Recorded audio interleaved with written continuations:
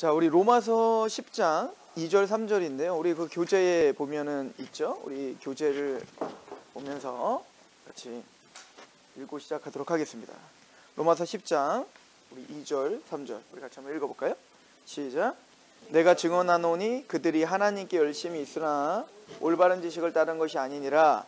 하나님의 의를 모르고 자기의 의를 세우려고 힘써 하나님의 의에 복종하지 아니하셨느니라. 자, 내가 증언하니 그들이 하나님께 열심히 있으나, 이 그들은 사실 유대인들을 가리켜 이야기하거든요. 근데 어쨌든 지금 사도 바울은 그들은 하나님께 열심히 있었다 그러죠. 하나님께 열심히 있다. 그렇겠죠. 다른 신에게 열심히 있는 게 아니라 아브라함의 하나님인 하나님께 열심히 있었죠. 정말 최선을 다하여 기도하고 율법을 지켰던 사람들이 바로 유대인들이었어요. 근데 하나님께 열심히 있는데 문제는 뭐냐면, 하나님께 열심은 있는데 바른 지식을 따르지 않았다 이렇게 말해요. 올바른 지식을 따르지 않았다. 그러니까 우리가 열심만 갖고 최선을 갖고 그렇게 살고 있지만 올바른 지식을 따르지 않는다는 것은 바른 신앙이 아니라는 겁니다. 그러니까 우리가 지성이면 감천이다 라고 하는 말이 있잖아요. 그래서 뭐 하늘은 스스로 돕는 자를 돕는다 이렇게 말을 하기도 하고, 근데 그건 기독교적 신앙은 아니에요. 그러니까 우리가 뭐 알 수 없는 신이고 누군지 모르겠으나 우리가 최선을 다하면, 열심만 다하면 하나님이 감동하겠지, 하나님 나에게 복을 주겠지 라고 하는 신앙은 기독교 신앙은 아닙니다. 기독교는 하나님께 열심히 있는 것을 뭐라는 건 아니에요. 하나님께 열심히 있어야겠죠. 그런데 하나님께 열심은 있는데 올바른 지식을 따르지 않으면 어떻게 되냐면, 3절에 보면 하나님의 의를 모르고 자기의 의를 따르려다가 하나님의 의를 복종하지 않게 됐다 이렇게 말해요.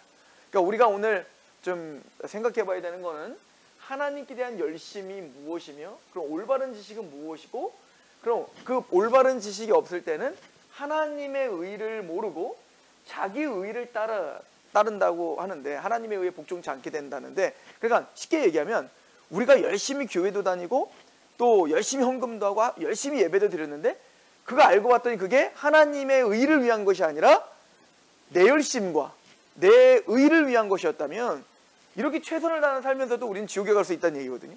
이게 굉장히 심각한 얘기인 거예요.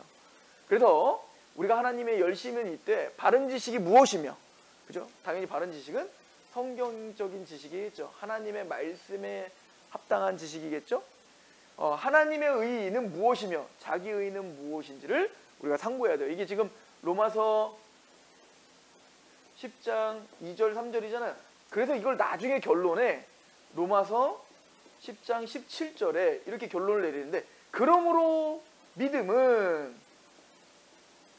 들으면서 나고 들음은 그리스도의 말씀으로 말미암느니라. 그래서 열심은 있지만 올바른 지식을 따르지 않으므로 하나님의 의를 모르고 자기 의를 힘쓰다가 하나님의 의에 복종치 않게 됐다. 그러니까 믿음은 들음에서 나며 들음은 뭐요? 그리스도의 말씀. 올바른 지식은 그리스도의 말씀을 통한 믿음이야. 그러니까 말씀에 근거한 믿음이 참된 믿음이다 라고 하는 거죠. 그러면 성경에서 말하고 있는 올바른 지식, 하나님의 의, 그럼 또 자기 의는 무엇인가? 이것을 우리가 좀 확인해 볼 필요가 있다라고 하는 겁니다. 자, 하나님께 대한 열심은 뭐냐면, 우리가 하나님께 대한 열심이 있죠. 그죠? 그럼 우리가 하나님을 향한 모든 것이에요. 이걸 이제 사도 바울이 빌립보서에 이제 그걸 얘기를 하는데, 우리 14페이지 한번 가보시면 빌립보서 3장 1절에서 9절까지 말씀이 있죠. 제가 한번 읽어보겠습니다. 빌립보서 3장 1절부터 9절인데요. 끝으로 나의 형제들아, 주 안에서 기뻐하라. 너희에게 같은 말을 쓰는 것이 내게는 소구로움이 없고 너희에게는 안전하니라. 개들을 삼가고, 이 개라고 하는 것은 그 당시에 유대인들에게는 굉장히 심한 욕설과 같은 건데요. 어쨌든 사도 바울은 굉장히 지금 혐오스럽게 생각하는 거예요. 개들을 삼가고 행악하는 자들을 삼가고 몸을 상해하는 자들을 삼가라 라고 이야기를 하죠. 그러면 그들은 누군가? 하나님의 성령으로 봉사하며 그리스도 예수를 자랑하고 육체를 신뢰하지 아니하는 우리가 곧 할례파다. 그러니까 지금 사도 바울이 사도 바울이 지금 비난하고 있는 사람들은 누구냐면 사도 바울이 지금 질책하고 있는 사람들이 누구냐면 바로 육체를 신뢰하는 사람들을 가리켜 말하는 겁니다. 즉 무슨 얘기냐면요, 고행을 하고 뭔가 내 몸이 상하고 내가 뭔가 막 이렇게 내가 고행을 할 때 뭔가 하나님 나에게 기뻐 받으신다라고 하는 사상을 갖고 있는 거예요. 그러니까 내 열심과 내 어떠함으로 하나님께 인정받으려고 하는 것, 그죠? 그래서 4절에 보면 그러나 나도 육체를 신뢰할 만하며 만일 누구든지 다른 이가 육체를 신뢰할 것이 있는 줄을 생각한다면 나는 더욱 그러하다. 그러니까 종교인들을 말하는 거죠. 그러니까 내가 뭔가 육체적으로 뭔가 행하고 보고 외우고 돈을 내고 뭐 열심을 내고 전도를 하고 그게 무엇이든 말이에요. 그 어떤 것이든 그 열심으로 내가 의롭다함을 받고 내가 구원받을 수 있다라고 생각하는 사람들, 그죠? 이런 사람들에 대해 지금 사도 바울이 비난하는 거거든요. 자, 보세요. 우선은 우리가 이 말을 좀 더 이제 발전해 나가기 위해 먼저는 의가 무엇인가, 의. 자, 한번 생각해 보십시오. 하나님의 나라, 즉 천국에 들어갈 때는 의인이 갈 수 있을까요? 죄인이 갈 수 있을까요? 하나님의 나라, 천국, 거룩한 하나님의 나라 갈 때는 의인이 가는 걸까요? 죄인이 가는 걸까요? 의인이 가는 겁니다. 그러니까 거룩한 하나님의 나라에는 죄는 들어갈 수가 없어요. 근데 나중에 그 계시록 21장에 가면요, 하나님의 나라가 완성되었을 때 거기에 거짓된 것이나 흠 있는 것이나 뭔가 죄는 전혀 들어갈 수가 없거든요. 그러니까 하나님의 나라는 죄인이 들어가는 게 아니라 누가 들어가는 거예요? 의인이 들어가는 겁니다.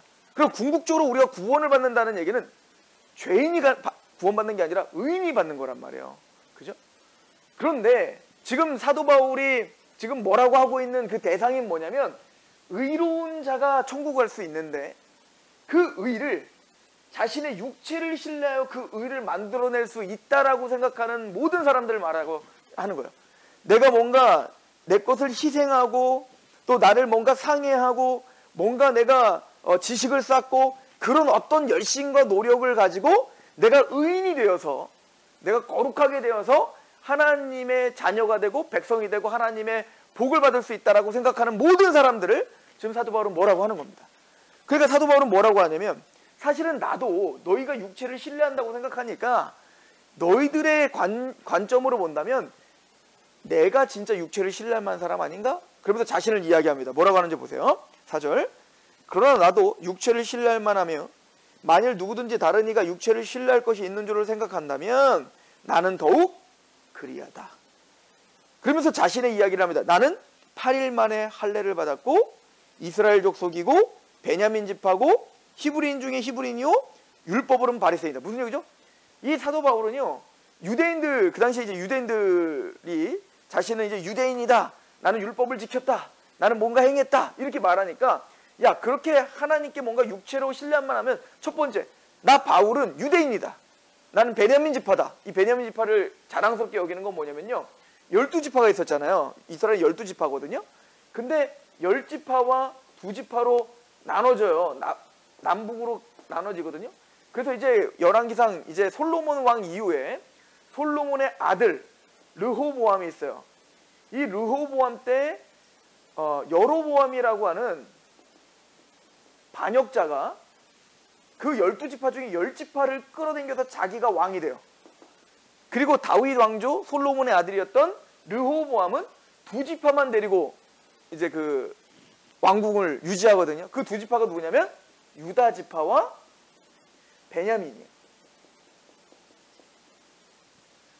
자, 그런데 나중에 이제 아수르라고 하는 제국이 누구를 아수르의 사네립이라고 하는 왕이 어디를 무너뜨리냐면 이 여로보암이 세웠던 이 북이스라엘을 완전히 패망시킵니다. 그리고는 이제 이 사네립이 사실은 남유다도 패망시키러 오는데 그때 유다의 왕이 누구냐면 히스기야라고 하는 왕이었어요. 근데 하나님의 도우심으로 사네립이 다 정복하는데 유다만큼은 정복을 못하거든요. 하나님의 섭리와 은혜가 있었던 거죠.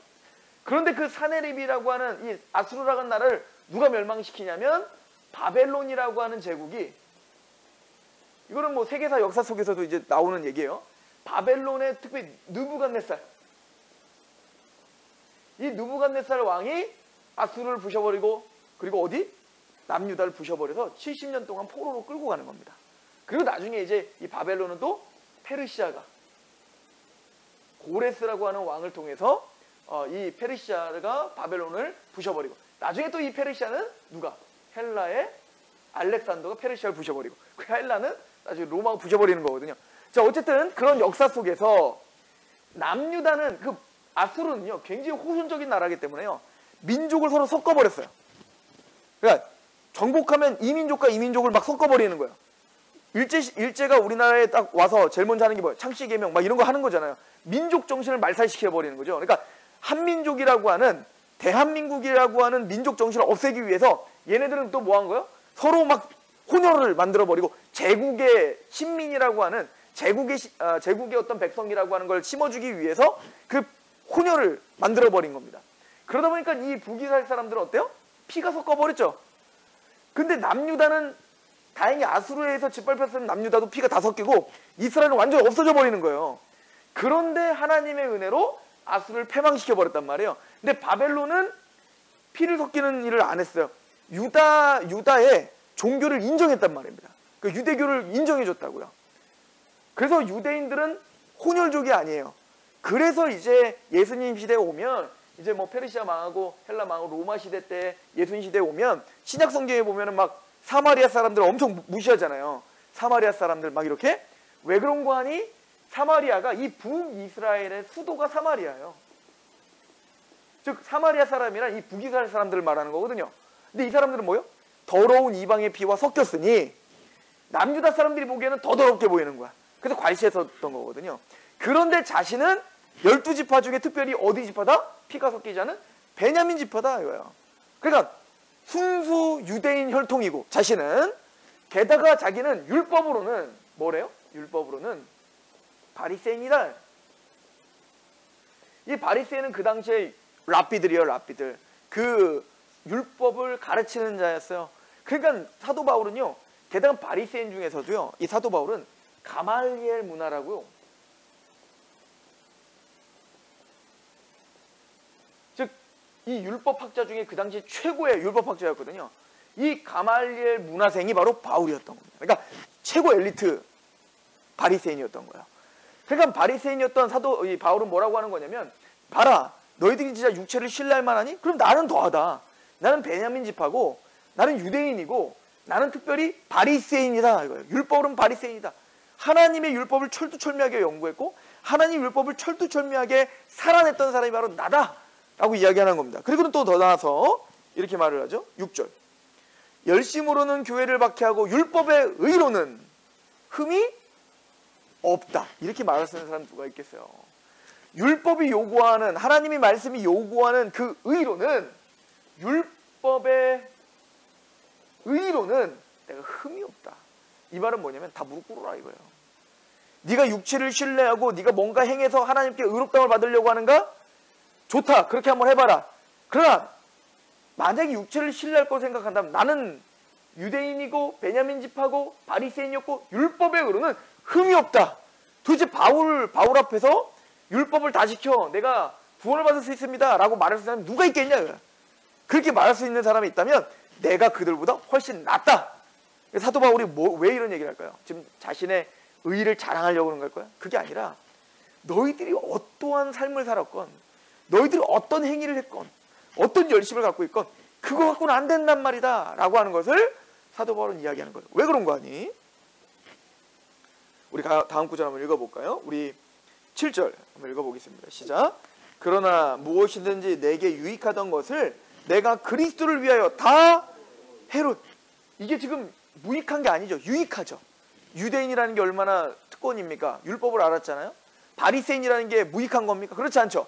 하나님의 말씀을 알고 말씀대로 살아내려고 하고 율법의 의로는 흠이 없는 게 왜 그게 무익한 거겠습니까? 이건 유익한 거죠. 우리로 말하면 나는 모태신앙이고 뭐 3대째 기독교 집안이고 나는 주일 성소를 빠진 적이 없고 나는 11조를 빠진 적이 없고 나는 성가대를 하고 나는 목사고 내가 장로고 나는 집사고 그게 무엇이든 말이에요. 교회 생활을 하면서 하나님께 대한 열심 하나님에 대한 그런 삶들이 우리에게는 있단 말이에요. 그건 유익한 거죠. 하나님을 위해서 한 거니까. 근데 사도 바울은 무슨 얘기를 하는 거냐면 이 모든 것이 아무리 유익하다 할지라도 여기 보니까 그러나 무엇이든 내게 유익하던 것을 내가 그리스도를 위하여 다 뭘로 여긴대요? 해로 여긴다. 해로운 걸로 여긴다. 내가 구원받는 데 있어서 이것은 나에게 전혀 도움이 되지 않는다는 걸로 여긴다 이거야. 내가 이 땅에서 어떻게 살았건 뭘 알았건 그게 나에게 일만의 구원을 주는 그 어떤 것도 될 수 없다는 걸 알았다 이거야. 그럼 뭐야? 그리고 말을 하기를 8절 같이 한번 읽어볼까요? 시작. 또한 모든 것을 해로 여김은 내 주 그리스도 예수를 아는 지식이 가장 고상하기 때문이라. 아, 하나님께 열심은 있으나 지금 이게 하나님께 대한 열심이죠. 내가 어느 지파에 살았고 내가 율법으로는 흠이 없고 나는 율법으로는 바리새인이고 그게 어떤 열심이든 말이에요. 그 율법에 내가 하나님께 대한 열심은 있었지만 너희가 열심은 있지만 뭘 쫓지 않았어요? 올바른 지식을 쫓지 않았구나. 아까 로마서 10장에 말한 것처럼 사도 바울은 빌립보서에 그걸 잘 설명하죠. 내가 이 유익하던 것들을 다 해로 여김은 그리스도를 아는 지식이 가장 고상하기 때문이다. 즉, 그 올바른 지식이라는 것은 예수님을 바르게 아는 거야. 그리스도를 성경적으로 바르게 아는 것이 가장 고상하다. 더 나아가서 뭐라고 이야기하죠? 8절에 또한 모든 것을 해로 여김은 내 주 그리스도 예수를 아는 지식이 가장 고상하기 때문이라. 내가 그를 위하여 모든 것을 잃어버리고 뭘로 여겨버려요? 배설물로 여김은 그리스도를 얻고. 무슨 얘기죠? 이 모든 유익한 것들을 뭘로 여기겠대요? 배설물이 뭐예요? 똥덩어리로 여기겠다는 거. 똥덩어리로. 내가 구원받고 의롭다함을 받는 데 있어서 이것이 다 똥덩어리와 같다. 이것이 나에게 의롭다함을 받을 수 있는 그 어떤 조건도 되지 않는다. 이것을 버려버리고 뭐를 얻으려고? 그리스도를 아는 지식이 가장 고상하고 내가 이 모든 것들 그리스도를 얻기 위하여 내가 이 모든 것들을 뭘로 여긴다는 거예요? 배설물로 여기는 이유는 그리스도를 얻고 9절 그 안에서 발견되려 함이니 내가 가진 의는 율법에서 난 것이 아니오 오직 그리스도를 믿음으로 말미암은 것이니 곧 믿음으로 하나님께로부터 난 의다. 무슨 얘기입니까? 사도 바울이 지금 하고자 하는 얘기는 뭐죠? 내 신분이 어떻든 내가 어떤 열심을 가졌든 내가 이 땅에서 무엇을 했든 그것 갖고는 하나님께 의롭다함 받을 수 있는 사람이 있다 없다? 없다 이걸 설명하는 겁니다. 그죠? 그래서 내가 구원받고 의롭다함을 받는 데 있어서 이 모든 게 다 배설물이라니까요. 이게 다 자랑거리가 될 수 없다는 거예요.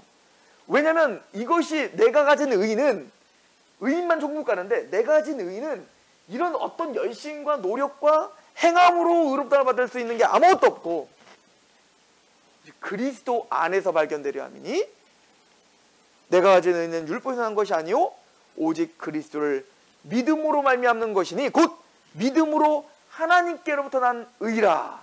이게 뭘까요? 아까 하나님의 의예요. 자, 용어가 사도 바울이 정확하게 설명을 해놓고 있죠?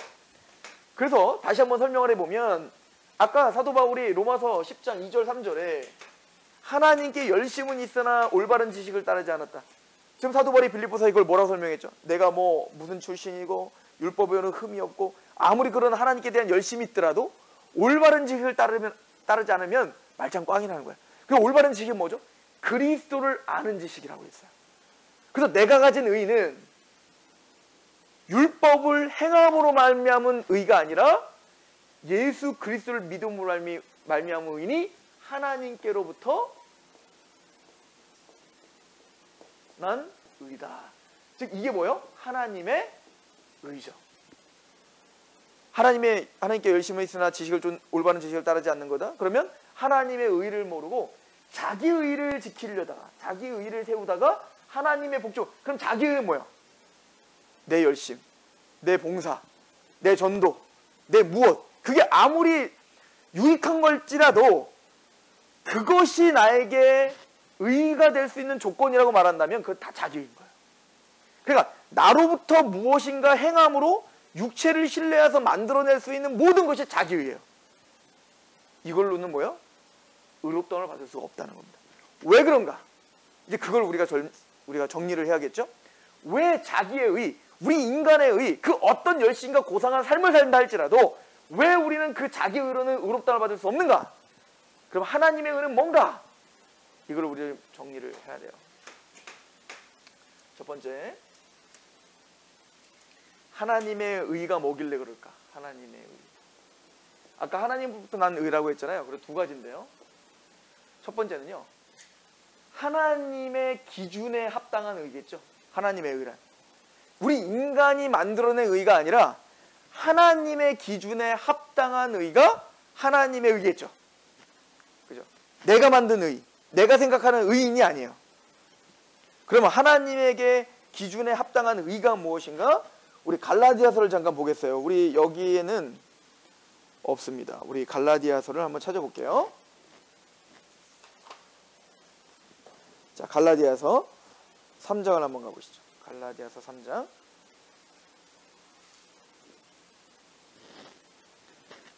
갈라디아서 3장 10절 말씀인데요. 우리 천천히 한번 읽어볼까요? 갈라디아서 3장 10절 시작. 무릇 율법의 행위에 속한 자들은 저주 아래에 있나니 기록된 바 누구든지 율법책에 기록된 대로 모든 일을 항상 행하지 아니하는 자는 저주 아래에 있는 자라 하였습니다. 자, 여기서 보니까 율법을 행함으로 의롭다함을 받으려고 하는 자들은 다 저주 아래에 있다는 거예요. 왜 그런가? 왜 그런가 하면 그 기준이 뭐냐면 갈라디아서는 모든 율법을 어떻게 지키래요? 항상 해요. 항상이라는 건 어떻게 지키라는 거예요? 태어나면서 죽을 때까지 꽉 채워서 지켜야 된다는 겁니다. 모든 율법이라는데 모든 율법이 우리는 뭔지도 모르잖아요. 그죠? 율법이 613가지가 있다는 거예요.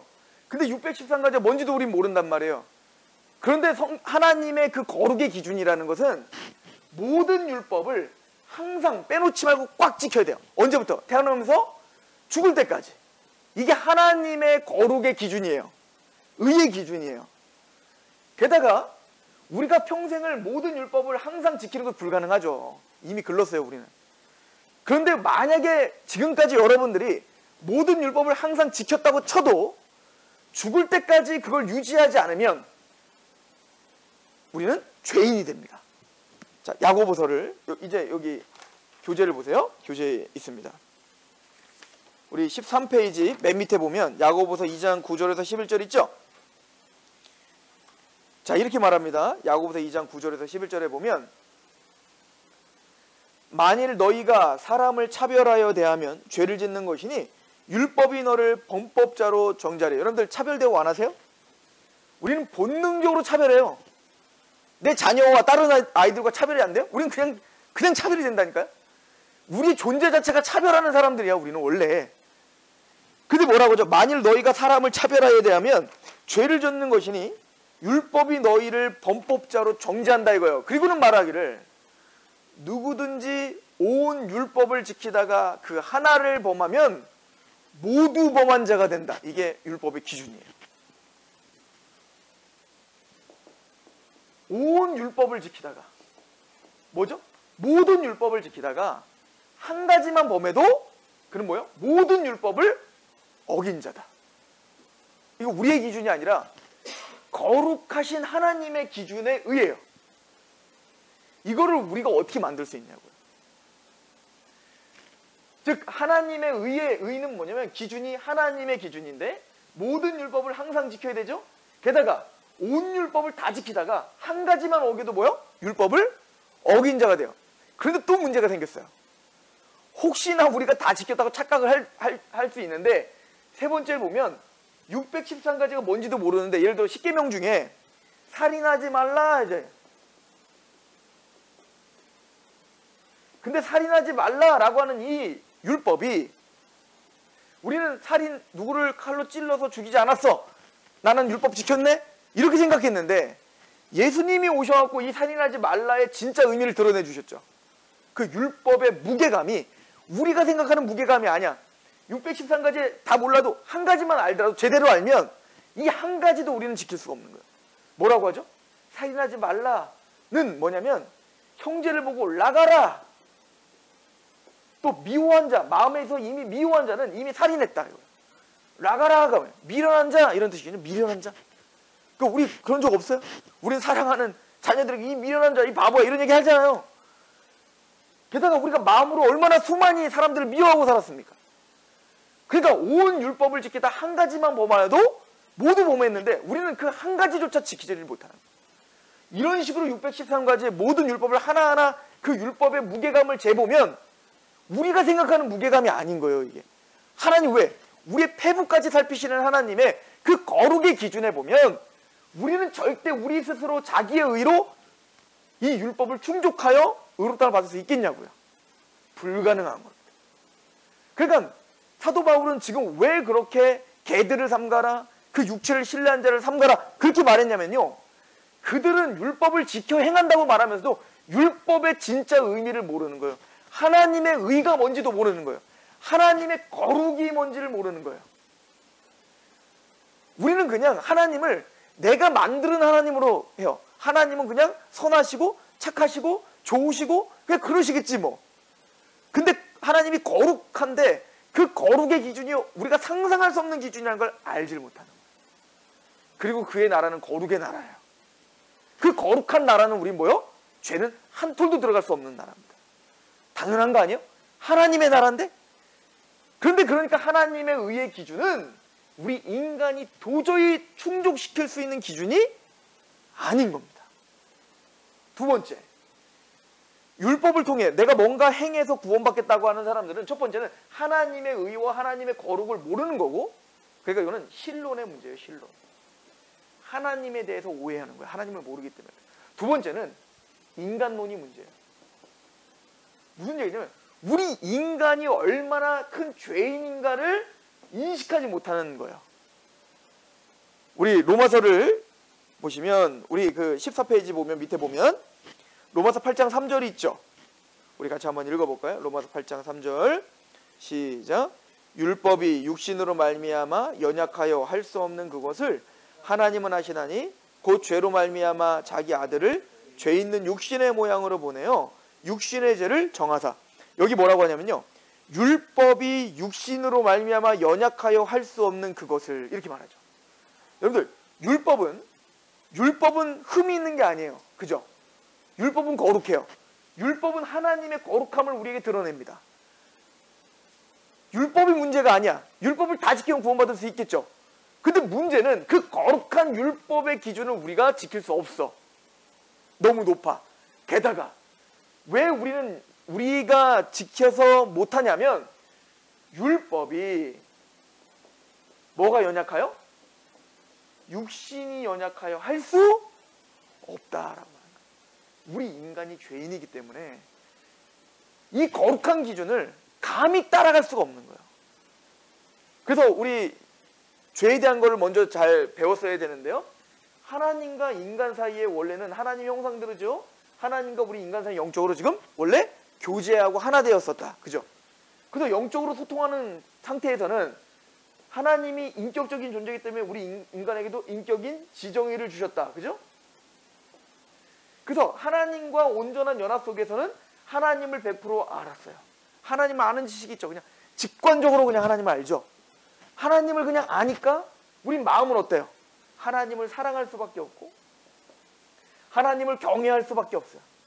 우리 자녀들에게 이 자녀가 나한테 뭘 해주지도 않았는데도 불구하고 그 자녀에겐 다 쏟아부어도 아깝지 않잖아요. 그게 사랑 아닙니까? 그런 것처럼 하나님을 알고 하나님을 지극히 사랑하니까 우리의 삶을 내 맘대로 살게 하는 게 아니라 뭐요? 의지는 하나님 말씀에 누가 시키지 않아도 순종해. 여러분들 자녀에게 정말로 내가 다 베풀고 그렇게 하는데 막 가슴이 싫어요? 막 답답해요? 아까워요? 그렇지 않죠? 그렇게 내가 희생하며 그를 위해 사는데도 불구하고 난 너무 기쁘죠. 그러니까 우리가 원래 그런 존재들이었어요. 하나님을 너무나 사랑하고 하나님을 다 알기 때문에 하나님께 순종하는 게 그냥 우리의 최고의 행복이었다고요. 근데 하나님과 인간 사이에 뭐가 껴들어왔다고 했죠? 죄가 하나님과 인간 사이를 가로막았다는 거 아닙니까? 그래서 로마서 1장 18절에 하나님이 불의가 진리를 가로막고 있는 자들에 대하여 하나님이 진노하신다. 이렇게 말하죠. 그러니까 하나님과 인간 사이 영적으로 누가 끊어버렸대요? 불의, 즉 죄라는 녀석이 하나님과 인간 사이를 끊어버린 거예요. 단절시켜버린 거죠. 또한 뭐죠? 고린도후서 4장 4절에 뭐라고 하죠? 이 세상 신이, 즉 누굽니까? 사탄이죠. 이 세상 신이 믿지 않는 자들의 마음을 혼미하게 하여 그리스도의 영광의 복음의 광채, 그리스도의 영광의 복음의 광채를 비치지 못하게 한다. 그러니까 하나님과 인간 사이를 죄와 사탄이 우리를 끊어버렸다는 거예요. 그래서 하나님이 진리를 계속 보여주고 하나님이 그리스도의 복음을 계속 보여주지만 우리는 하나님과 인간 사이 영적으로 끊어져 버리니 하나님을 알 수가 없죠. 이거를 에베소서 2장 1절에 뭐라고 했어요? 허물과 죄로 죽었던 너희를 살렸다, 이렇게 말합니다. 그러니까 우리는 죄와 사단의 권세에 의해 이미 죽었다, 영적으로 죽었다, 하나님과 인간이 영적으로 끊어져 버렸다. 이걸 영적 죽음의 상태라고 이야기했잖아요. 그죠? 그러니까 우리는 영이 있기 때문에 뭔가를 찾고자 하나 죄와 사탄이 그 하나님 우리 사이를 가로막으니까 하나님을 숭배하지 못하고 우리는 여기서 우상들을 만드는 존재가 되었다라고 하는 거예요. 그리고는 하나님과 끊어진 제일 먼저 뭐가 망가졌어요? 에베소 4장에 보니까 총명이 어두워지고 무지해졌다. 그죠? 하나님을 몰라요. 하나님을 알 수가 없습니다. 그리고 마음이 굳어짐으로 말미암아 무슨 얘기죠? 하나님을 됐어, 난 내 주먹을 믿지, 웃기고 있네, 너나 믿어라. 그게 무슨 얘기입니까? 하나님을 모르기 때문에 하나님을 사랑할 수가 없고 마음은 굳어져 하나님의 생명에서 떠났도다. 그리고 의지는 어떨까요? 이제 하나님 말씀대로 살 수가 없죠. 하나님을 사랑하지 않는데. 그러니까 거기에 누굴 사랑해요? 나를 사랑하니까 어때요? 의지는 스스로 방탕에 방임하여 욕심대로 행한다. 탐심대로 행하죠. 이기적인 존재가 되었다고요. 이제는 하나님을 몰라, 하나님을 사랑하지 않아, 이제는 내 욕심대로 살아가는. 그래서 사도 바울이 로마서 3장에 말하는 것마다 독사의 독이 나오고 또 이 발은 죄 짓는 데 빠르고 다 치우쳐서 하나님의 뜻이 아니라 내 마음대로 살고 있는 이런, 이게 뭐예요? 율법이 육신이 연약하여 그래서 할 수 없는 거예요. 하나님의 율법은 너무 거룩한데 우리 인간은 거룩한 상태에서도 이걸 지키기 어려운데, 게다가 우리는 어떻게 했어요? 죄에 완전 치우쳐서 이기적인 존재가 됐으니 이 율법을 하나라도, 살인하지 말라는 그 율법 하나도 우리는 제대로 지킬 수가 없는 거죠. 생각해 보십시오. 우리는 타락했잖아요. 그런데 우리가 타락하기 전에 누가 있죠? 아담 보세요. 아담.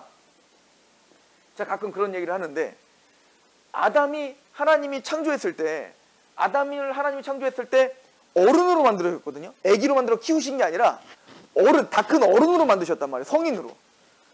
그러면 이 아담에게 선악과를 먹지 마라 라고 했는데 아담이 얼마나 있다가 선악과를 따먹었을까? 얼마나 있다가 죄를 범했을까요? 게다가 아담은요, 이때는 죄인도 아니었어요. 죄가 없었잖아요. 거룩한 존재였잖아요. 그죠?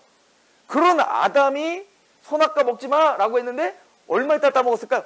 엄청 빨리 먹었습니다. 왜 그러냐면 그 당시 아담에게 생육하고 번성 땅에 충만하고 정복하라고 자녀를 잘 낳게 해주잖아요. 하나님이요. 근데 하와도 장성한 분량으로 장성한 어른으로 만들었는데 아담과 하와가 타락할 때에는요, 자식이 없었잖아요. 그러니까 아마 대단히 빨리 타락한 겁니다. 죄인도 아닌데. 죄가 없었던 아담도 선악과를 먹지 마 그랬는데 먹어버렸다고요. 하물며 우리는 완전 이기적인 존재가 됐다니까요. 타락했다니까요. 죄와 사탄이 우리를 지배하고 있다니까요. 그럼 만약에 우리가 에덴 동산에서 얘야 선악과 먹지 마 그러면, 선악과 먹지 마 그러는데 우리는 뭐 하고 있을까요? 100번, 1000번, 10,000번을 먹고 있는 거죠.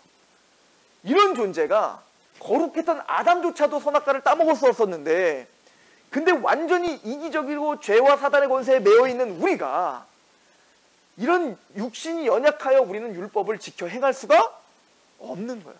그냥 우리가 뭔가 행해서 구원받을 수 있다라고 말하는 사람은 두 가지에 대한 무지함이 있는 거예요. 첫 번째, 하나님이 누군지를 모르는 거죠. 하나님의 율법을 통해서 하나님이 얼마나 거룩하신 분인지를 우리는 이해하지 못하고 있는 거고요. 두 번째로 뭘 이해 못하는 거냐면 인간론, 즉 우리 인간이 얼마나 지금 이기적인 존재며 만물보다 심히 부패한 게 사람의 마음이라 누가 능히 이를 알려만. 근데 우리가 이렇게 타락한 걸, 하나님 보시기엔 모든 만물보다 우리 인간이 가장 탐욕스럽고 이기적이라는 것을 알지 못하는 거예요. 이게 문제인 거죠. 사도 바울은 그래서 뭔가 행해서 구원받을 수 있다라고 하는 것을 그렇게 극도로 경계했던 겁니다. 자, 그러면 이 자기 의로는 의롭다함을 받을 수 없어요. 그래서 하나님이 구원받을 수 있는 길은 뭐예요? 하나님의 의밖에는 구원받을 수 없다고요. 근데 아까 그 하나님의 의는 뭐래요? 내가 가진 의는 율법에서 난 것이 아니요 믿음으로 말미암는 의니, 그죠? 하나님께로부터 난 의라, 이렇게 말했죠, 빌립보서에. 그러면 우리가 하나님의 의가 될 수 있는 방법이 뭐냐? 이거 구원에 대한 얘기입니다. 우리가 어떻게 그러면 의인 될 수 있는가? 우리 행함과 어떤 것으로도 의롭다함을 받을 수 없는데, 그럼 우리가 의인 될 수 있는 방법이 무엇인가? 오늘 그것을 확인하는 거예요. 성경이 말하는 우리가 의인 될 수 있는 방법, 이것을 우리가 오늘 같이 참고하려고 하는 겁니다. 첫 번째, 그 의를 우리는 전가된 의다. 자, 무슨 얘기냐면요, 죄는요, 아담이 선악과를 따먹었을 때 그 죄라는 것은 불순종입니다. 그죠? 그래서 이제 성경이 뭐라고 하냐면 죄는 불법이니라, 이렇게 말하거든요. 죄는 불법이니라. 그러니까 죄가 불법이라는 얘기는 뭐냐? 하나님의 율법을 어긴 게 죄죠. 그죠? 그래서 죄라는 것은 뭐냐면 하나님에게 불순종한 게 죄예요. 하나님의 말씀을 어긴, 선악과를 먹지 마라고 하나님께서 행위 언약을 주셨는데 그것을 어기고 따먹은 게 죄죠. 그러므로 죄는 뭐냐면 몇 프로나 하나님 앞에 불순종한 걸까요? 100%예요. 이걸 우리는 전적 부패, 전적 무능이라고 한다고요. 그죠? 만물보다 심히 부패했다. 그래서 죄라는 건 불순종이라면, 그럼 의는 뭘까요? 아니 뭐 그냥 상식적으로 생각할 때 죄는 불순종이라면 의는 뭘까요? 당연히 순종이죠. 어떤 순종? 100% 순종. 아까 그 기준으로, 인간의 기준이 아니라 모든 율법을 항상, 온 율법을 지키다가 한 가지만 범해도 모든 것을 범하는 거, 그리고 살인한 것만 살인이 아니라 형제를 미워한 것도 다 살인죄, 그 기준에 온전히 부합하는 게 의예요. 그러니 이 의를 우리가 만들 수 없다 했다고요. 그래서 아까 로마서 8장 3절을 다시 보시면 율법이 육신으로 말미암아 연약하여 할 수 없어요. 우리는 할 수 없죠. 그것을 누구만 하실 수 있대요? 근데 하나님은 하시나니. 우리 인간은 못하는 거야. 근데 누구만 하실 수 있어요? 하나님은 하시나니, 곧 죄로 말미암아 자기 아들을 죄 있는 육신의 모양으로 보내어 육신의 죄를 정함으로 할 수 있다. 무슨 얘기냐면요, 우리는 의를 만들 수가 없어요. 왜? 우린 육신이 연약하니까. 오직 그 의를 만들 수 있는 건 누구밖에 없어요? 하나님밖에 없다는 거죠. 그런데 하나님이 그럼 의가 만들어지는 거예요? 그럼 말장난이잖아요. 하나님이 하실 수 있는데 하나님이 우리와 똑같은 모습으로 오셔서 우리와 똑같이 순종함으로 만들어야 되는 거예요. 이해가세요? 말장난이 아니라면 하나님은 하실 수 있는데 그 하나님이 하시는 방법은 그 하나님이신 아들을, 자기 아들을 우리와 똑같은 육신의 모양으로 이 땅에 보내시는 겁니다. 그래서 어떻게 하라는 거예요? 육신의 죄를 정하셨다. 이 얘기는 뭐냐면 하나님의 의를 만드시기 위해 예수님이 순종하셨다는 거예요. 우리는 하는 것마다 죄죠. 그래서 예수님이 이 땅에 오시는 것부터가 뭐냐면 아버지에게 순종하신 거죠. 여러분 생각해 보세요. 하나님이 이 땅에 육신 입고 오셨다는 건 대단히 큰 순종입니다. 왜냐면 예를 들어서 지금 우리가 키우는 강아지가 너무 이쁜 거야. 너무 이쁜데 얘가 병이 들어갖고 시름시름 앓아요. 죽을 수밖에 없는 거예요. 그랬더니 얘가 진짜 강아지가 죽어버린 거예요. 근데 여러분들의 자녀가 난 이 강아지를 너무 사랑해가지고 얘를 위해서 나 죽고 싶어요. 내가 죽어버리면 얘가 살아날 것 같아. 그러더니 확 죽어버리려고 한다면 그걸 어떻게 받아들일 수 있겠냐고요. 근데 그 일이 일어난 거예요. 사실은 사람과 강아지와의 관계보다 하나님과 우리 관계는 더 멀어요. 왜? 만물보다 심히 부패한 게 우리니까. 하나님은 지극히 거룩하신 분이고 우리는 가장 부패했잖아요. 그런데 그 아들을 그 죄 있는 육신의 모양으로 보내시는 것은 뭐냐면 거기에 순복하시고 오시는 건 뭐예요? 우리가 상상할 수 없는 순종의 시작이시죠. 그것부터가 시작인 거예요. 그리고는 우리는 평생을 살면서 모든 율법을 항상 어기죠. 그런데 예수님은 이 땅에 33년을 사셨어요. 33년을 사시면서 이 땅에 오신 것부터 순종의 시작이시면서 33년 동안 한 번도 죄를 범하지 않았다는 겁니다. 이거는 인간이 할 수 있는 게 아니에요. 그죠? 우리 히브리서를 한번 보겠습니다. 우리 15페이지 한번 가보세요. 히브리서 4장 15절이 있죠? 굉장히 중요한 말씀입니다. 한번 읽어보겠습니다. 히브리서 4장 15절 시작. 우리에게 있는 대제사장은 우리의 연약함을 동정하지 못하시리가 아니요 모든 일에 우리와 똑같이 시험은 받으신 이로되 죄는 없다. 하나님이 쇼하신 게 아니에요. 우리와 똑같이 시험을 받아요. 우리와 똑같은 육신을 갖고 오셨기 때문에 우리처럼 배고팠고 또 우리처럼 힘들었고 고통도 느낄 수 있었고 슬픔도 있었다고요. 그런데 우리는 거기에 이기지 못하여 끊임없이 죄를 짓잖아요. 근데 예수님은 33년 동안 우리와 똑같은 모습으로 오셔서 우리는 매번 모든 율법 항상 어기는데 예수님 우리와 똑같이 시험은 받으신 이로되 뭐는 없다? 죄는 없으시다. 철저하게 순종하며 사셨다는 겁니다. 하나님 앞에 철저하게 순종하며 사셨다는 거예요. 그리고 마지막 십자가에서 예수님은 죽기까지 하나님 앞에 뭐 하신 거예요? 복종하신 거죠. 그래서 십자가에서 마지막 예수님이 하신 말씀이 뭐냐? 가상 7원이라는데 마지막 말씀이 뭐라는 줄 아십니까? 우리 요한복음 17장 4절에 보면 아버지께서 내게 하라고 주신 일을 내가 이루어, 마지막 기도인 거예요. 이거는 십자가에 달리기 전에 아버지께서 내게 하라고 주신 일을 내가 이루어 아버지를 이 세상에서 영화롭게 하였사오니 아버지여 창세전에 내가 아버지와 함께 가졌던 영화로서 지금도 아버지와 함께 나를 영화롭게 하옵소서. 내가 그들을 위하여 비옵는 아니 내가 비옵는 것은 세상을 위함이 아니요 내게 주신 자들을 위함이니이다. 그들은 아버지의 것입니다. 4절 다시 한번 읽어볼까요? 요한복음 17장 4절 시작. 아버지께서 내게 하라고 주신 일을 내가 이루어 아버지를 이 세상에서 영원롭게 하셨다. 예수님은 이 땅에 오신 이유가 아버지께서 하라고 하신 모든 일에 순종하러 오신 겁니다. 그래서 33년 동안 예수님은 정말로 죄를 범하지 않고 하나님의 모든 율법을, 하나님의 모든 말씀을 다 순종하며 사신 거예요. 우리가 똑같이 시험은 당하시는 죄는 없어요. 그리고 마침내 죽기까지 복종하시며 마지막 십자가에서 하신 말씀이 뭐죠? 요한복음 19장 30절 시작. 예수께서 신포도주를 받으신 후에 이르시되 다 이루었다 하시고 머리를 숙이신 영혼이 떠나가시는. 다 이루었다. 뭘 이루신 걸까요? 하나님의 뜻을 다 이루신 거죠. 하나님의 모든 계획을 다 이루신 거죠. 하나님이 명령하신 모든 율법을 완성하신 거죠. 우리는 할 수 없어요. 율법이 육신이 연약할 수 없어요. 그걸 하나님만 하시는데 하나님은 죄 없으신 그 아들을 죄 있는 육신의 모양으로 보내요. 육신의 죄를 정하사 예수님의 십자가의 죽으심으로 우리의 과거와 현재와 미래의 모든 죄를 담당하셨어요. 이거 우리가 지난주에 배운 거 아닙니까? 예수님은 우리의 화목제물이 되셔서 우리의 모든 죄, 내가 받아야 될 모든 심판, 내가 받아야 될 모든 저주를 예수님이 십자가에서 다 받으신 겁니다. 그래서 우리의 모든 일생의 죄는 누구에게로 가고? 예수님께로 전가되었다. 하나님이 율법을 육신 연약할 수 없는 것을 하나님은 하시나니 그 아들, 죄 없는 아들을 죄 있는 육신의 모양으로 보내서 육신의 죄를 정하사, 즉 모든 우리의 죄를 다 예수님께로 전가시켜 내 모든 죄는 누가?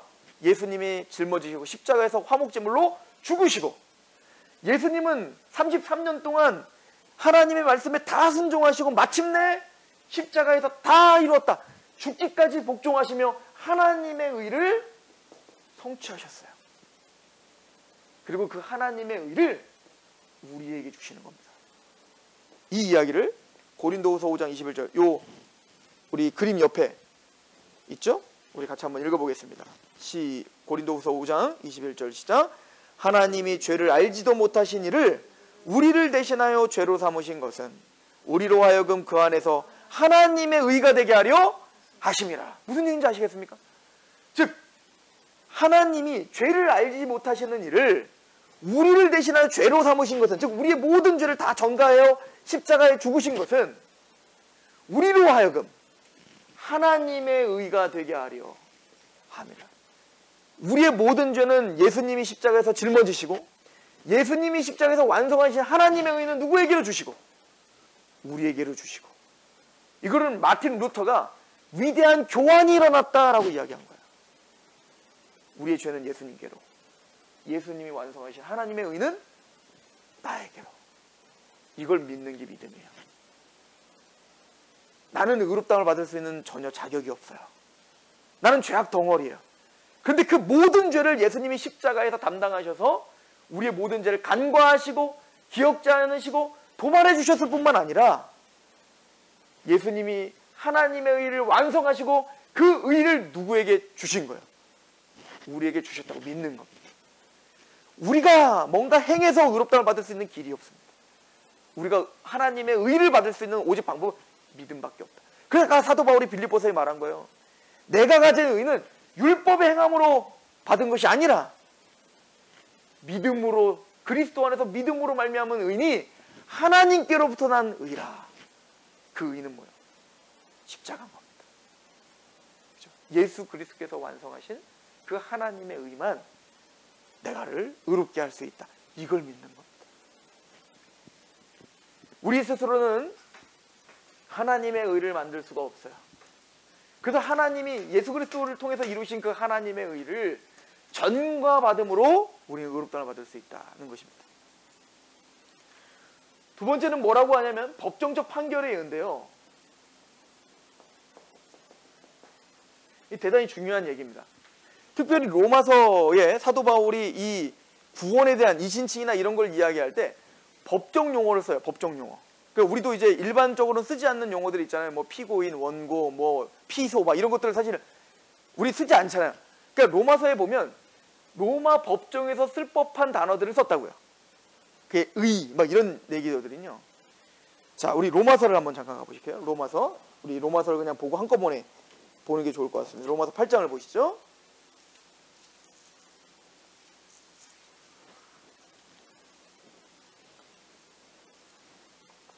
8장 31절. 그런즉 이 일에 대하여 우리가 무슨 말을 하리요? 만일 하나님이 우리를 위하시면 누가 우리를 대적하리요?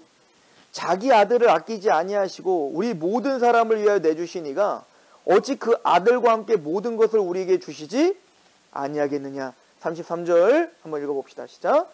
누가 능히 하나님께서 택하신 자들을 고발하리요? 의롭다 하신 이는 하나님이시니 누가 정죄하리요? 죽으실 뿐 아니라 다시 살아나신 이는 그리스도 예수시니 그는 하나님 우편에 계신 자요 우리를 위하여 간구하시니라. 누가 능히 하나님께서 택하신 자들을 어떻게 하리요? 고발하리요. 이게 다 법정 용어거든요. 의롭다 하신 이는 누구시니? 하나님이시니 누가 정죄하겠는가? 무슨 얘기죠? 법정에는요 3가지 중요한 법정 요소가 있죠. 하나는 뭐예요? 당연히 재판장이 있어야죠. 그리고 누가 있죠? 죄인이 있죠. 고소당한. 그럼 이 죄인이 죄인입니다 라고 고소하는 검사가 있죠. 그러면 아닙니다, 이 사람은 죄인이 아닙니다 라고 이 죄인의 편에서 변호하시는 누가 있어요? 변호자가 있죠. 변호사. 또한 이 사람이 죄인입니다, 아닙니다 라고 내가 증인합니다 라고 하는 누가 있어요? 증인이 있죠. 그럼 하나님의 심판대 앞에 섰을 때 재판장은 당연히 누굴까요? 전 우주의 재판장이신 하나님이 재판장이겠죠. 그리고 죄인은 나겠죠. 내가 죄인으로 서겠죠. 검사는 누굴까요? 사탄이 바로 검사인 거야. 사탄은 뭐래? 밤낮 참소하는 자. 계시록 12장에 보면 밤낮 참소하는 자인데 무슨 얘기냐면 이 진짜 나쁜 놈인데 사탄은 우리를 충동질하여 죄를 짓게 합니다. 그죠? 죄를 짓게 하고는 그 죄를 가지고 하나님께 참소하는 거. 보세요. 얘는 죄인이잖아요. 얘는 지옥 가야 됩니다 라고 우리를 죄를 짓게 하고 그 죄를 가지고 하나님 앞에 죄인이라고 고소하는 자가 검사인 사탄이에요. 그러면 아닙니다, 이미 내가 이 죄인의 모든 죄값을 내가 십자가에서 다 치렀고 이미 내가 구속하였고 더 이상 이 사람은 죄값이 없습니다. 그리고 과거와 현재와 모든 미래의 죄를 내가 담당했을 뿐만 아니라 모든 의를 내가 얘에게 전가해서 얘는 죄인이 아니라 의인입니다 라고 우리를 위해서 자기의 피값으로 변호하시는 분인데 그분이 누굴까요? 예수님이시죠. 또한 성령님이 바로 증인이십니다. 그래서 에베소서 1장 13절에 보면 우리가 그 안에서 복음을 듣고 또한 믿어 성령의 인치심을 받았으니 그는 우리 기업의 보증이 되사. 보증이 되시는, 보증. 증인이 되시는 겁니다. 생각해 보십시오. 재판장이 이제 우리가 재판을 하면 그냥 법원에 있다 고등법원에 갔다 이제 대법원까지 가는 거예요.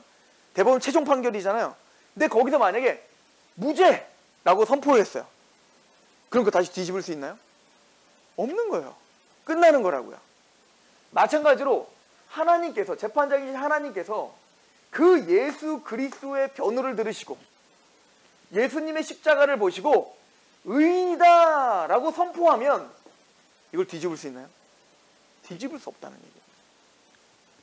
그래서 오늘 말씀에 뭐라고 말하죠? 누가 능히 하나님께서 택하신 자들을 고발하리요? 의롭다 하신 이는 누구세요? 하나님. 이미 법정적으로 의인이다 라고 선포했다고요.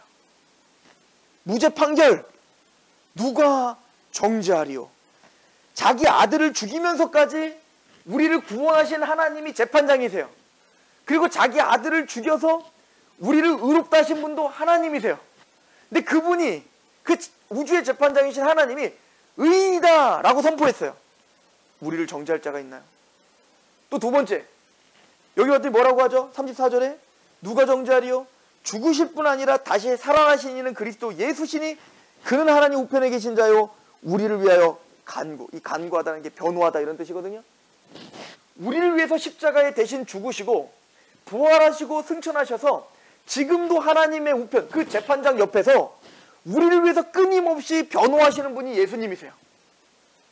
이 재판을 질 수 있겠습니까? 이 재판에서 우리가 의인됨을 상실할 수 있겠습니까? 그럴 수 없다는 거예요. 게다가 성령님은 우리의 뭐가 되신다요? 보증이 되신다는 거예요. 여러분들 보증이라는 건요, 여러분들 연대보증을 제가 어렸을 때 우리 아버지가 연대보증을 한번 쓰셔갖고 집에 한번 쫄딱 맞은 적이 있는데, 우리 아버지가 큰아버지를 연대보증을 했어요.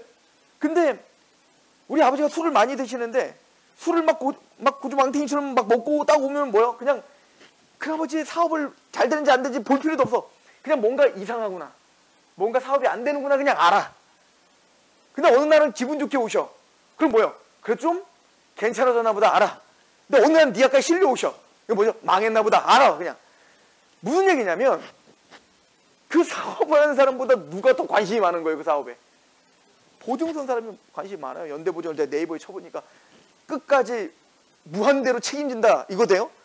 그러니까 무슨 얘기냐면요, 보증선 사람은요 이 사람을 정말 모든 걸 책임을 지는 겁니다. 마찬가지로 성령님이 왜 우리의 구원에 더 관심이 많을까요? 성령님은 우리의 보증이시기 때문에 우리의 모든 구원의 완성까지 성령님은 자신의 모든 걸 다하여 보증하시는 겁니다. 자, 로마서를 보세요. 이 로마서가 얼마나 은혜로운지 모르는데, 자, 26절 보죠. 우선 성령님이 증인이시는 걸 이렇게 말합니다. 로마서 8장 26절. 이와 같이 성령도 우리의 연약함을 도우시나니 우리는 마땅히 기도할 바를 알지 못하나 성령이 말할 수 없는 탄식으로 우리를 위하여 친히 간구하시는. 무슨 얘기냐면요, 우리는 사실은 무엇을 기도해야 될지를 잘 모르는 사람들이에요. 우리가 기도하는 건 다 뭐죠? 내 자녀가 어떻게 하면 좀 더 건강할까? 좀 더 성공할 수 있을까? 어떻게 하면 내 사업이 잘 될까? 내가 어떻게 하면 건강할까? 이런 육적인 것밖에 우리는 기도가 안 돼요. 성경은 지금 그게 잘못됐다는 얘기가 아니에요. 그 얘기는 뭐냐면 그만큼 우리는 무지하다는 거예요. 근데 사실은 진짜 우리가 기도해야 되는 건 영혼의 문제예요. 왜? 우리가 이 땅에 살면은 길어야 100년이에요. 근데 영혼은 정말 영원히 살아야 되는 거라고요. 내 영혼이 영원한 지옥에서 사느냐 아니면 영원히 하나님의 나라에 사느냐, 그 문제예요. 그러니까 사실은 이걸 진짜 안다면 오늘 눈물을 흘리면 뭘 위해서 기도해야 되는 거예요? 내 영혼의 완성과 내 영혼의 성화를 위해서 기도해야 될 거 아니에요. 근데 아무도 우리는 그렇게 기도할 수 있는 사람이 없어.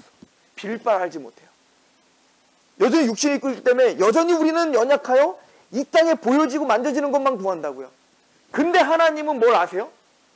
성령님은 그 하나님의 뜻을 다 알죠. 그래서 이렇게 말하는 겁니다. 성령도 우리의 연약함을 도우시나니 우리가 마땅히 기도할 바를 알지 못하나 오직 성령이 말할 수 없는 탄식으로 우리를 위해서 친히 강. 성령님은 지금도 우리를 위해서 울며 기도하고 계시다는 거예요.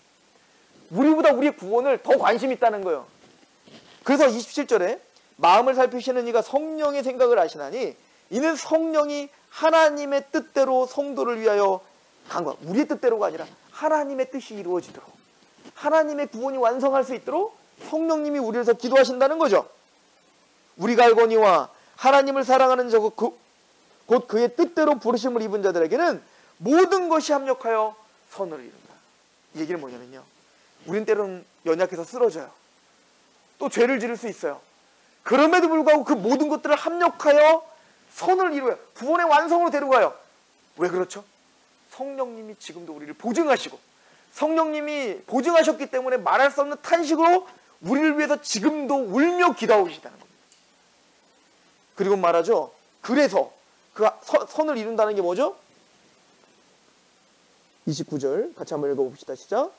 하나님이 미리 아신 자들을 또한 그 아들의 형상을 본받게 하기 위하여 미리 정하셨으니 이는 그로 많은 형제 중에서 맏아들이 되게 하려 하심이라. 또 미리 정하신 그들을 또한 부르시고 부르신 그들을 또한 의롭다 하시고 의롭다 하신 그들을 또한 영원롭게까지 되는 것. 이게 선을 이루는 것. 성령님은 우리의 구원이 완성될 때까지, 우리의 구원이 떨어지지 않도록 지금도 탄식하며 기도하시며 보증하시는 분이 누구라는 거예요? 성령님이십니다. 그럼 재판장인 하나님은 어떤 분이래요? 31절 같이 읽어봅시다. 시작. 그런즉 이 일에 대하여 우리가 무슨 말하리요? 만일 하나님이 우리를 위하시면 누가 우리를 대적하리요? 자기 아들을 아끼지 아니하시고 우리 모든 사람을 위하여 내주시니가 어찌 그 아들과 함께 모든 것을 우리에게 주시지 않겠는가? 하나님, 재판장인 하나님은 우리를 구원하기 위해 자기의 가장 사랑하는 아들을 죽이기까지 하셨습니다. 그 사랑하는 아들을 죽이기까지 하신 그 하나님이 우리에게 뭘 더 안 주겠냐고요. 십자가에서 구원한 것뿐만 아니라 하나님은 우리의 구원의 완성까지 보증하시겠다는 거예요. 게다가 성자 예수님은, 변호사이신 성자 예수님은 어떻게 했다고요? 아까 읽어봤지만 33절 누가 능히 하나님께서 택하신 자들을 고발하리요? 의롭다 하신 이는 하나님이시니 누가 정죄하리요? 죽으실 뿐 아니라 다시 살아나신 이는 그리스도 예수시니 그는 하나님 우편에 계신 자요 우리를 위하여 지금도 살아서 변호하시고 간구하시는 게 예수님이세요. 구원에서 떨어질 수 있겠습니까?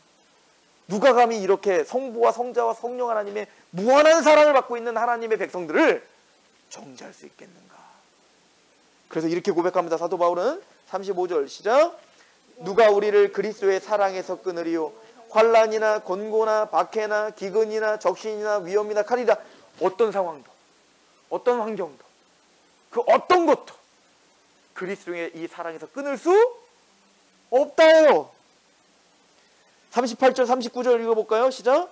내가 확신하노니 사망이나 생명이나 천사들이나 권세자들이나 현재일이나 장래일이나 능력이나 높음이나 깊음이나 다른 어떤 피조물이라도 우리를 우리 주 그리스도 예수 안에 있는 하나님의 사랑에서 끊을 수 없는 그 어떤 누구도 우리를 그 십자가의 사랑에서 끊을 수 없습니다.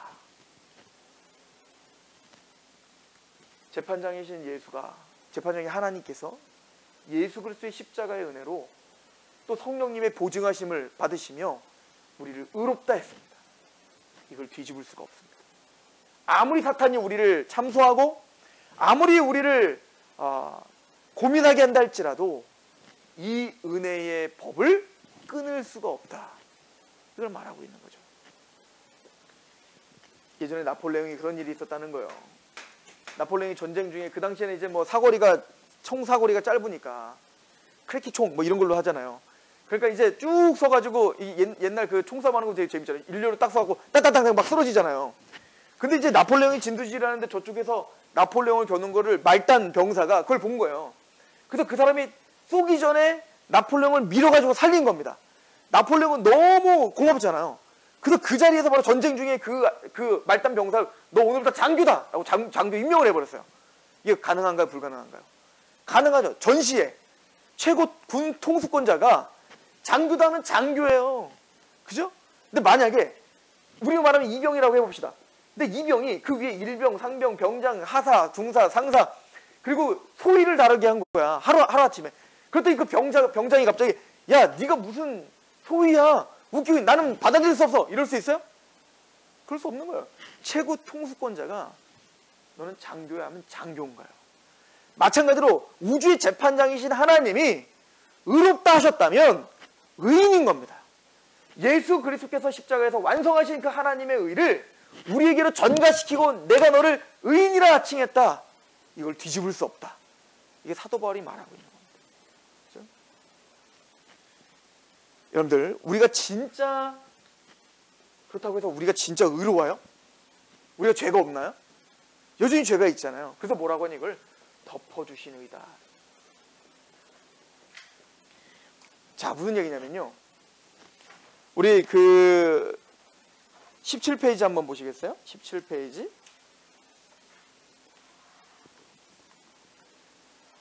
로마서 4장 6절에서 8절입니다. 한번 읽어보겠습니다. 로마서 4장 6절에서 8절. 시작. 일한 것이 없이 하나님께 의로 여기심을 받은 사람의 복에 대하여 다윗이 말한 바 불법이 사함을 받고 죄가 가리어짐을 받는 사람들은 복이 있고 주께서 그 죄를 인정하지 아니하실 사람은 복이 있도다 함과 같다. 우린 죄가 있어요. 그렇잖아요? 근데 다윗이 뭐라고 고백하냐면 불법이 사함을 받고 죄가 가리어짐을 받은 사람은 복이 있다. 이게 복인 거예요. 십자가의 은혜로 우린 죄인인데 여전히 우리는 죄가 있어요. 이렇게 까매요. 그죠? 근데 예수 그리스도의 십자가의 은혜가 예수님의 거룩한 의가 우리를 덮은 거예요. 하나님이 보시기엔 그래서 우리는 뭐예요?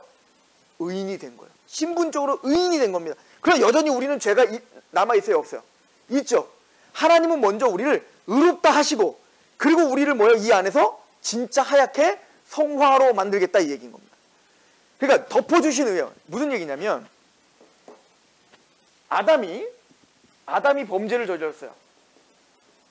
아담이 범죄를 저지르자마자 하나님을 보기가 두려웠죠. 그래서 아담이 뭐 했냐면요. 이 수치, 죄의 수치를 가리기 위해서 아담이 손수 만든 옷을 무화과 잎으로다가 옷을 입었어요.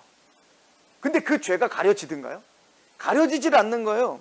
우리 창세기 3장 7절 제가 읽을게요. 이에 그들의 눈이 밝아져 자기들이 벗은 줄을 알고 무화과 나무 잎을 엮어 치마로 삼았더라. 그들이 그날 바람이 불 때 동산에 거하시는 여호와 하나님의 소리를 듣고 아담과 그의 아내가 여호와 하나님의 낯을 피하여 동산 나무 사이에 숨었다. 그러니까 자기가 손수 만든 옷으로 아무리 옷을 해 입어도 그 죄의 수치를 가릴 수 있어요? 없어요? 없는 겁니다. 그래서 하나님은 아담과 하와를 쫓아내시면서 하나님이 손수 만든 옷으로 그들을 덮어주십니다. 그게 뭐냐? 21절 보십시오. 창세기 3장 21절. 여호와 하나님이 아담과 그의 아내를 위하여 뭘 입혀보냈어요? 가죽옷을 입혔다. 가죽옷을 만들려면 어떻게 되죠? 짐승이 죽어야 되는 거예요. 여러분 생각해보세요. 아직까지 선악과를 먹으면 정령 죽으리라 했는데요. 아담과 하와는 죽음에 대한 개념이 없었죠. 아직은. 죽음을 못 봤잖아요.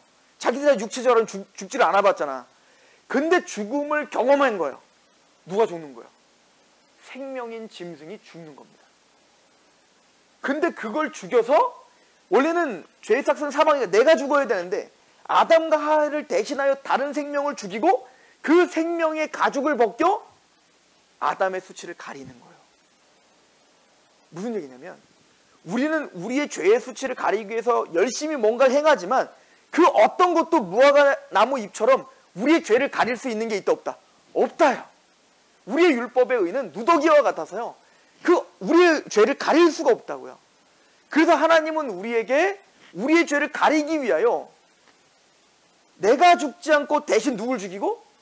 예수를 죽이시고 그 예수의 옷으로 우리를 덧입혀 의인이라 칭해 주셨다라는 겁니다. 우리 갈라디아서 보세요. 갈라디아 3장 26절 27절 시작. 너희가 다 믿음으로 말미암아 그리스도 예수 안에서 하나님의 아들이 되었으니 누구든지 그리스도와 합하기 위하여 세례를 받은 자는 그리스도로 옷 입었느니라. 우리는 예수님의 거룩한 옷을 입고 우리는 의롭다함을 받은 겁니다. 우리는 전혀 의롭지 못합니다. 그러나 예수님이 십자가에서 완성하신 그 의의 옷, 그의 옷을 우리에게 덮어 씌워준 거예요. 여러분들 이제 다 끝났는데 이삭에게는 두 아들이 있었어요. 에서와 야곱이죠. 근데 사실은 에서가 장자였고 야곱은 차자예요. 둘째예요. 근데 이삭은 장자 축복을 해야 되는데요. 야곱은 장자 축복을 너무 받고 싶어 했어요. 근데 에서는 장자 축복을 경홀히 여겼어요. 가볍게 여겼어요. 우리로 말하면 하나님의 은혜의 구원을 막 받고 싶은 사람이 있고 그것들을 경홀히 여기는 팥죽한 그릇에 팔아버리잖아요. 지금 먹고 사는 게 중요하지 무슨 하나님의 구원이 중요해. 이게 에서였고 야곱은 그 하나님의 축복을 갈망했다고요. 근데 이 장자 축복을 받을 수 있는 자격이 야곱에게는 없었어요. 누가 받는 거예요? 장자인 에서가 받는 거 아닙니까? 게다가 이제 이삭이 이제 죽을 때가 된 거예요. 눈이 어두워지니까 눈이 안 보였어. 그래서 이제 에서를 부르는 거예요. 에서야 와라. 내가 너에게 장자 축복을 해야 되는데 너는 내가 좋아하는 별미를 만들어라. 이삭이 뭘 좋아했냐면 고기를 좋아했어. 고기 반찬을. 근데 에서는 사냥꾼이었고 야곱은 그냥 엄마랑 같이 부엌에서 일했나 봐요. 그러니까 에서는 사냥을 해서 고기를 갖고 오면 그 고기로다가 별미를 만드는 걸 그렇게 좋았어요. 이삭이. 그러니까 에서가 사냥을 하러 나간 사이에 땀을 흘리러 나간 사이에 리브가라고 하는 이삭의 아내가 쌍둥이거든요. 둘이. 야곱에게 그러는 거예요. 야곱아 아빠가 장자 축복한대. 에서가 받으면 안 되고 네가 받아야 돼. 네가 가서 장자 축복을 받아라. 리브가는 편애하는 엄마라는 얘기가 아니라 이미 창세기에 하나님이 리브가에게 말씀하셨거든요. 작은 나라가 큰 나라가 작은 나라를 섬길 거라고. 그러니까 에서가 아니라 하나님 야곱을 선택했다고 이미 하나님 말씀하셨어. 근데 이삭이 고기에 눈이 얻어가지고 하나님 말씀에 불순종했는데 그나마 리브가가 깨어 있어가지고 야곱이 장자 축복을 받아야 된다는 걸 알았던 거죠. 어쨌든 그래서 야곱이 리브가는 자기가 스스로 별미를 만들어요. 얼마나 잘 만들겠어요. 남편이 좋아하는 고기를 잘 만들었겠죠. 그리고는 야곱에게 이걸 들고 가서 장자 축복을 받아라 이런단 말이에요. 근데 야곱은 들어가갖고 이삭한테 넌 누구냐라고 했을 때 아버지 저는 야곱입니다. 그럼 어떻게 했을까요? 한 대 맞고 쫓겨나겠죠. 왜? 자격이 안 돼요. 근데 야곱이 누구의 이름으로 왔냐면 자격이 안 되는 자신의 이름이 아니라 형 에서의 이름으로 받는 거야. 그렇게 눈이 안 보이지만 냄새는 잘 맡을 거 아니에요. 그래서 어떻게 했냐면 야곱이 자신의 옷을 벗고 형 에서의 옷을 덧입고 아버지에게 들어가는 겁니다. 그럼 너는 누구냐라고 할 때 나는 에서입니다. 그리고는 아버지가 막 냄새를 맡아요. 그랬더니 봤더니 진짜 형 에서의 옷인 거예요. 그리고 그 에서는 막 털이 많았고 야곱은 털이 없어서 밋밋했어요. 그래서 양의 털을 발라놓고 나는 에서입니다라는 게 털이 있는 거야. 그래도 눈이 어둡다고 이게 첫째든 둘째든 모르겠어요. 하나님이 뭔가 가리신 거죠. 하나님 은혜가 거기 개입한 거죠. 근데 이거는 대단히 중요한 얘기를 하는 겁니다. 야곱이 자격이 안 되는 야곱이 일한 것도 누구예요? 사냥한 것도 에서 아닙니까? 그 땀을 흘린 그 옷을 야곱이 덧입고 아버지께 들어가 형 에서의 이름으로 장자 축복을 받는 거예요. 마찬가지로 우리는 의롭다움을 받을 자격이 돼요? 전혀 안 된다고요. 전혀 안 되는 우리가 예수 그리스도가 십자가에서 완성하신 땀을 흘리신 그 십자가에 완성하신 의의 옷을 덧입고 누구의 이름으로? 내 의로는 안 돼요. 예수 그리스도의 이름으로 의롭다움을 받는 거예요. 야곱은 그걸 믿음으로 받으면 되는 겁니다. 여러분들 로마서 4장을 한번 보시죠. 이걸로 이제 오늘 마무리를 할 텐데 로마서 4장 1절에 4절입니다. 17절 마지막에 있죠? 같이 한번 읽어보겠습니다. 시작. 그런즉 육신으로 우리 조상인 아브라함이 무엇을 얻었다 하리요? 만일 아브라함이 행위로서 의롭다 하심을 받았다면 자랑할 것이 있으려니와 하나님 앞에서는 없느니라. 성경이 무엇을 말하느냐? 아브라함이 하나님을 믿음에 그것이 그에게 의로 여긴 바 되었느니라. 일하는 자에게는 그 삭시 은혜로 여겨지지 아니하고 보수로 여겨지거니와. 자 5절입니다. 시작. 일을 아니할지라도 경건하지 아니한 자를 의롭다 하신 이를 믿는 자에게는 그 믿음을 의로 여기시다. 잘 보세요. 일한 것이 없고 경건하지도 않아요. 일한 것이 없고 경건하지 않은 우리를 의롭다 하시는 그 하나님을 믿으면, 여러분들 우리 일한 게 없죠. 우리가 의롭다함을 받을 만한 일한 게 율법의 행함이 있었습니까? 없잖아요. 우린 경건하지도 않죠. 우리는 여전히 전적 타락, 이걸 전적 무능이라고 하고 이걸 전적 타락이라고 하거든요. 우리는 죄악 덩어리예요. 그래서 전적으로 타락해요. 경건하지 않습니다. 그러니까 죄악 덩어리이기 때문에 우리는 하나님의 율법을 지켜 행할 수도 없어. 일한 것이 없어요. 전적 무능이에요. 그런데 일한 것도 없고 경건하지도 않은 우리를 예수님의 십자가의 은혜로 의롭다 하셨어요. 그리고 이 약속이 하나님이 하셨다는 걸 우리 믿는 겁니다. 맞아요. 나는 일한 것도 없고 경건하지도 않지만 예수님의 십자가로 내 모든 죄를 사하셨고 예수님이 십자가에서 완성하신 하나님의 의를 나의 것으로 간주하신 하나님을 난 믿습니다. 난 여전히 죄를 또 짓고 또 넘어질 겁니다. 그러나 오늘도 예수님의 의의 의를 덧입고 나는 하나님 앞에 의인이라는 것을 나는 믿습니다. 왜? 하나님이 그렇게 말씀하셨기 때문에. 그 하나님을 믿을 때 그 믿음을 뭐로 보신다? 의로 여기신다. 이거를 기독교가 뭐라고 하냐면 이신칭이라고 하는 거예요. 이신칭. 믿음으로 의롭다 칭함을 받았다. 우리가 의롭다함을 받을 수 있는 유일한 방법은 우리의 율법의 행함으로는 의롭다함을 받을 수 없습니다. 오직 예수님이 십자가에서 과거와 현재와 미래의 모든 죄를 우리의 모든 죄를 담당하시고 예수님이 십자가에서 완성하신 하나님의 의를 우리에게 전가시켜 준 걸 믿는 겁니다. 그리고 이 약속하신 것은 빛이 있으라 그러면 하나님이 빛이 있으라 그러면 어떻게 되죠? 빛이 싫은데요? 이런 거 없는 거예요. 빛이 있는 겁니다. 위의 물과 아래 물로 갈라져라 그러면 갈라지는 거예요. 흙으로 사람을 빚으시면 만들어지는 겁니다. 그런 창조적인 하나님의 언약이 말씀이 오늘 이렇게 우리에게 약속한 걸 믿는 겁니다. 하나님은 신실하시며 하나님의 약속은 분명히 성취되는 겁니다. 우리는 일한 것도 없고 경건하지 않지만 그런 일한 것도 없고 경건하지 않은 우리를 의롭다 하시는 하나님을 난 믿습니다. 그리고 그 믿음을 하나님은 의로 보신다. 우리가 의롭다함을 받을 수 있는 유일한 방법은 믿음으로 율법에 난 의가 아니요 그리스도 안에서 믿음으로 말미암는 의인이 하나님께로부터 난 의라. 이것이 하나님의 의를 받을 수 있는 유일한 방법이다 라고 성경 우리에게 가르쳐주고 있습니다.